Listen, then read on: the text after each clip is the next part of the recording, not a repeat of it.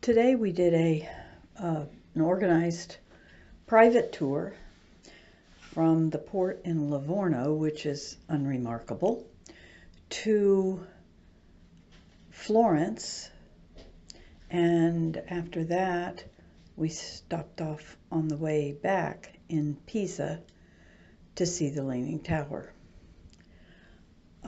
During our visit to Florence, the first thing we did was go to the Accademia Museum and to see Michelangelo's David. I have seen a zillion pictures of Michelangelo's David. I have seen replications of it, and nothing beats the real thing. It was stunning, really, really stunning. I'm not sure that any pictures we took do it justice.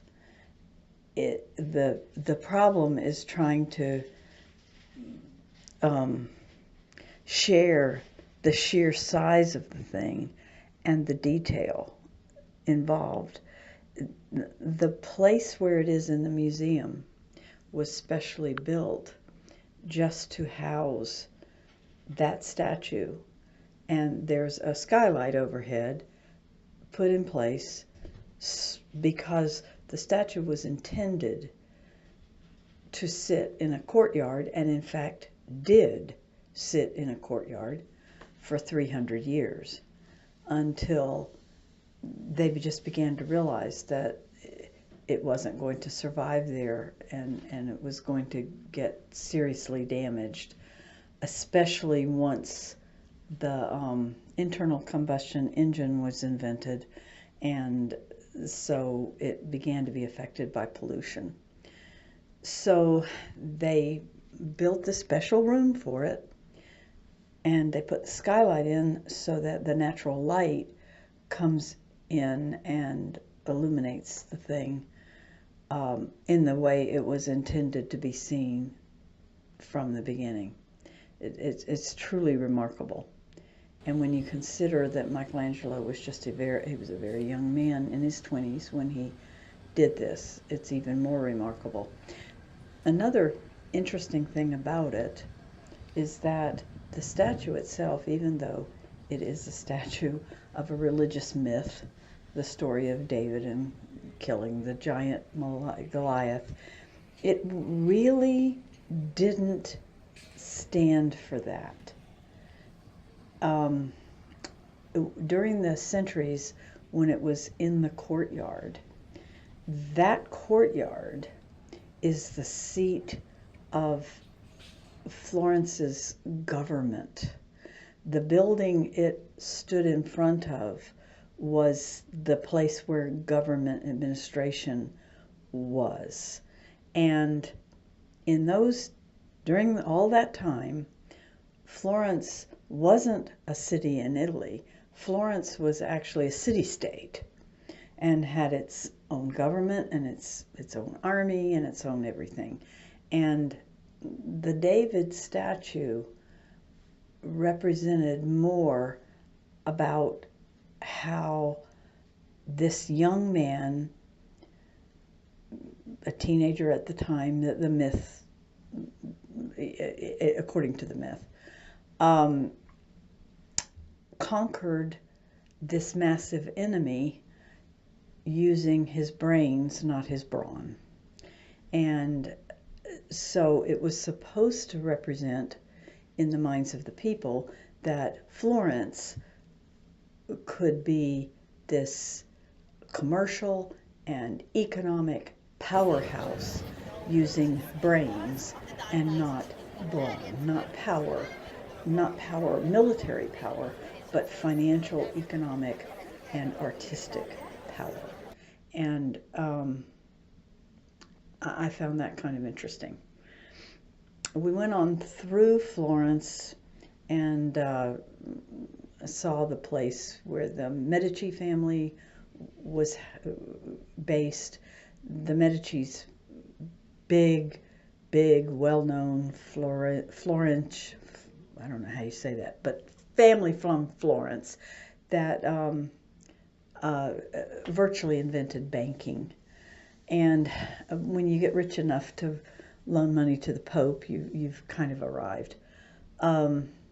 It's a fascinating city. It was one of those places that you could tell 5 minutes into it that you could spend a week in Florence easily and try to see all the stuff and experience all the stuff there is to do and see. And of course, that's impossible in a few hours. So we hit the highlights. Our guide was excellent. And we had a good time. And then we came, well, let me get to the Pisa in a second. So then we came back. By the way, we were traveling in a minivan. These private excursions seem to all use the same minivan. It's a little Mercedes van that seats 9. So the maximum you can have in one of these things is the driver plus 8 people. And it makes it very nice. The way they worked it for this particular tour is that we were transported to Florence and from Florence in this minivan. There were 7 of us. And when we got to Florence, our driver handed us off to a guide who combined us with another group of about 6. So all total, there were about 13 of us, I think, in our little group. The reason they use these minivans is because the big giant buses cannot get downtown. There's no way, they won't fit on the streets. And these are far preferable tours to the ones that are done by the cruise ship, which all involve the giant buses and 30 or 40 people in the group. And they're just pretty horrid. They also cost about twice as much, and you end up having to do a lot more walking because they can't park close enough to the site for you to have access to it. This was represented beautifully by what our driver did when we came back to Pisa. Pisa's not very far from Livorno, where we docked. But he drove into Pisa, and I was following him on my phone's GPS. And he went a circuitous route around the heart of the city in order to enter the area where the Leaning Tower is by going through the city gates. A big bus could not have done that. And we entered in the back of those city gates, and he pulled up to an intersection, and then he said, "Are you all ready?" And then he pulled out into the intersection. He said, "Look right." And there it was, right there. I mean, he was able to park, golly, just a matter of feet from the tower. The tower is more impressive in person than it is in photos, just like the David in Florence. For one thing, it leans more than you can see in the photographs. I do not know why this is, but trying to get a picture of that damn thing showing how much it leans is hard to do. And it's weird. We tried every which way. We took pictures from every angle, and it just doesn't look as leany in the photographs as it does in person. It's taller than you think, just looking at the photographs. And it's really quite pretty, except that it's falling over. They have managed to stabilize it in the last, I don't know, 30 years or so, and think they have it pretty well stabilized for the foreseeable future. It has been progressively leaning more and more every year ever since it first was built. And this is known as shitty foundation building. But what they did to stabilize it was go in and dig these massive holes and extract, I forget how many zillion tons of earth from the north side of, I think it's the north side of the tower, which made the north side sink, and that straightened it up a little bit and took a lot of the pressure off. They allow people to go up in the tower, but not me. They restrict this to just, I don't know, 25 or 30 people every 15, 20 minutes.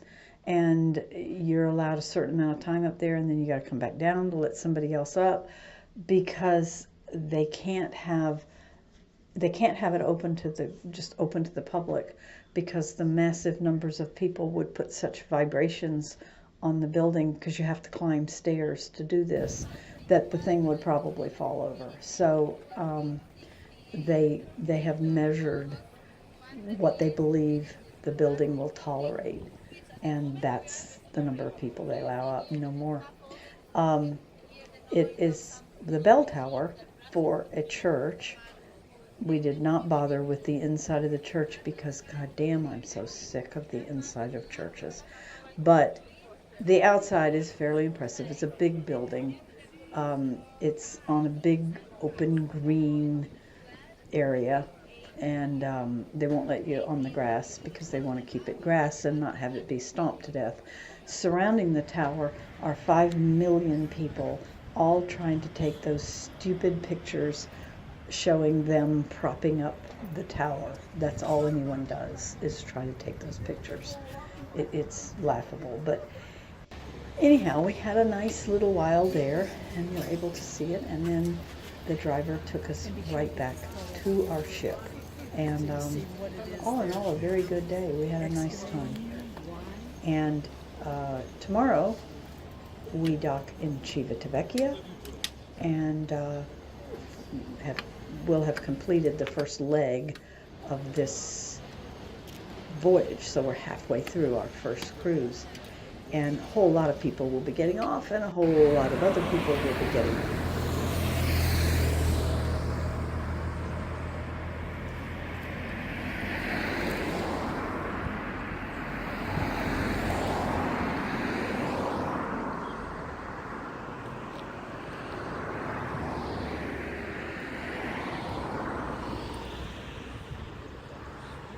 So we have olive trees behind those cypress trees, and they go straight on down, and looks like, God, I don't know what. But anyway, these are grapevines. Too long.